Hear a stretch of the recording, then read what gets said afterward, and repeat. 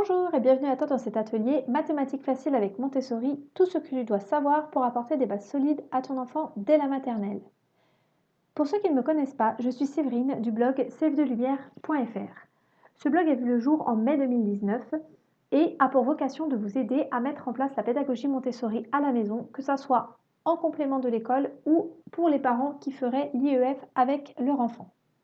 Je suis moi-même en IEF, donc en instruction en famille avec mes enfants qui ont actuellement 5 ans et demi et 2 ans et demi. Dans cet atelier, nous allons voir différentes choses, dont les 3 erreurs courantes lors de l'apprentissage des chiffres et leurs conséquences possibles. Nous allons également voir dans une deuxième vidéo comment la pédagogie Montessori permet d'y remédier, pour enfin, dans une dernière vidéo, comprendre la progression mathématique qui est proposée dans la pédagogie Montessori. Donc on commence tout de suite avec les 4 erreurs courantes rencontrées lors de l'apprentissage des chiffres avec des enfants de maternelle. Alors la première erreur va être de croire en fait que de mémoriser et de réciter la comptine numérique suffit à dire que votre enfant sait compter. Donc quand votre enfant sait compter sait réciter la comptine numérique, c'est-à-dire 1, 2, 3, 4, 5, 6, 7, 8, 9, 10, ça ne veut pas dire qu'il sait compter. Et je vais vous expliquer tout de suite pourquoi. Parce qu'en général, dans ces moments-là, si vous demandez à votre enfant, par exemple, de vous donner 7 jetons, il va être bien difficile pour lui de le faire. Pourquoi? Parce qu'en fait, pour l'enfant, le chiffre, c'est quelque chose de très abstrait. Il n'a pas de représentation concrète. Donc, pour un enfant, c'est vraiment difficile, juste en sachant réciter la comptine numérique, de savoir à quoi correspond chacun des chiffres. C'est un petit peu comme si on apprenait à lire sans comprendre le vocabulaire. Donc, on va pouvoir lire des pages et des pages, mais si on ne sait pas à quoi les mots correspondent, on ne peut pas comprendre le sens du livre. Voilà. Par contre, savoir réciter la comptine numérique, je ne dis pas que ça n'est pas utile, qu'il ne faut pas l'apprendre aux enfants. Je dis juste que c'est insuffisant dans ce sens-là, en fait, que les enfants ne savent pas à quoi ça correspond réellement. Donc on en vient du coup à la deuxième erreur, qui est d'apprendre les chiffres de manière abstraite aux enfants. Donc il est vraiment important avec les enfants de moins de 6 ans, donc les enfants de maternelle, d'apprendre à compter en passant par du concret.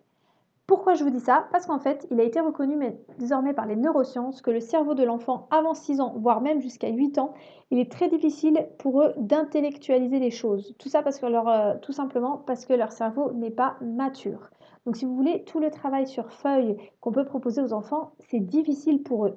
Eux, ce qu'ils ont besoin, c'est de manipuler, c'est de concret, c'est de jouer. En fait, un enfant avant 6 ans, il apprend par l'expérience. Troisième erreur maintenant, présenter plusieurs difficultés à la fois à l'enfant. Alors, avant d'être en école à la maison, ma fille a été scolarisée quelques mois en petite section de maternelle. Et donc, quand elle me ramenait ses cahiers et qu'on les regardait ensemble, j'ai été assez surprise de voir ce qu'on lui proposait en fait au niveau des chiffres. Très souvent, pour un chiffre, on lui demandait d'apprendre à le reconnaître visuellement, d'apprendre aussi à reconnaître le nombre de doigts, en fait, de compter le nombre de doigts, et de reconnaître aussi ce qu'on appelle la constellation du dé.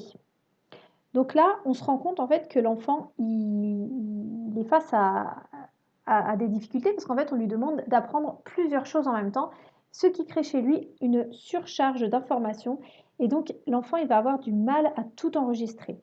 Et donc le risque de suivre cette méthode, en fait, c'est qu'il risque de s'emmêler les pinceaux et d'avoir des nœuds dans le cerveau. Une quatrième erreur que l'on rencontre dans l'apprentissage des chiffres, c'est en fait de commencer à apprendre les chiffres en les déconstruisant avant d'apprendre à les construire. Alors qu'est-ce que je veux dire par là? Comme je vous disais tout à l'heure, le chiffre pour l'enfant, c'est quelque chose d'abstrait. Donc quand on apprend les chiffres à l'enfant, souvent ce qu'on voit, c'est qu'on les associe assez rapidement en fait, à une quantité. C'est-à-dire que si on va demander à l'enfant qu'est-ce que c'est 4, souvent on va lui demander de compter et de donner 4 bonbons ou 4 billes selon ce qui est demandé. Mais en fait, ce qui se passe là, c'est qu'en fait, on va séparer les différentes unités, mais on ne fait pas prendre conscience à l'enfant de ce qu'est un chiffre en fait dans sa globalité. Parce qu'il faut bien voir en fait un chiffre, qu'est-ce que c'est? Oui, c'est une quantité, mais avant d'être une quantité, en fait, c'est un tout uni. Il faut vraiment passer par le concret pour que l'enfant puisse comprendre ça. Donc, quelles sont les conséquences de ces 4 erreurs en fait chez l'enfant? Donc, pour les reprendre, la première erreur, c'est que l'enfant ne comprend pas ce que c'est un chiffre parce que c'est abstrait pour lui. Pourquoi? Parce que son cerveau est immature, donc il ne peut pas encore avoir cette maturité d'abstraction. On lui propose souvent trop de difficultés en même temps qui l'embrouillent. Et si on rajoute à ça en plus un chiffre qu'on apprend à décomposer avant d'en avoir une vision globale, eh ben, ça donne que l'enfant, il a des bases et des fondations qui vont être bancales. Et malheureusement, ça va être sur ces fondations-là en fait, que l'enfant va construire ses connaissances petit à petit. Donc, avec des bases qui ne sont pas solides, l'enfant, il risque d'avoir des difficultés d'apprentissage et de mauvais résultats. Donc voilà un petit peu pour les 4 erreurs qui sont les 4 erreurs principales qu'on retrouve en fait dans l'apprentissage des chiffres dans une pédagogie classique.